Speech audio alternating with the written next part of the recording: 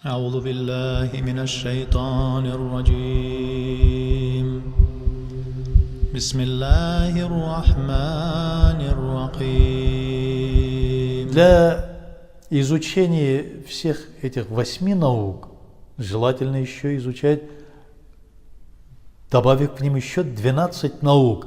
Это такие, которые относятся к изучению арабского языка: сарф, иштикак, наху, китабат, иштикак кабир, луат, матн луат, баян, маани, бади, балаат, инша.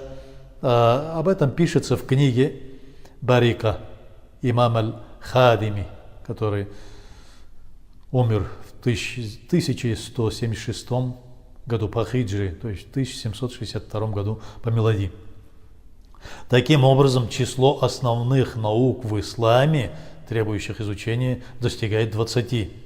Отсюда следует вывод: чтобы стать ученым ислама самого высокого уровня, нужно до тонкости изучить 8 наук и плюс к ним еще 12 наук, главных наук, улюм аль-наклия.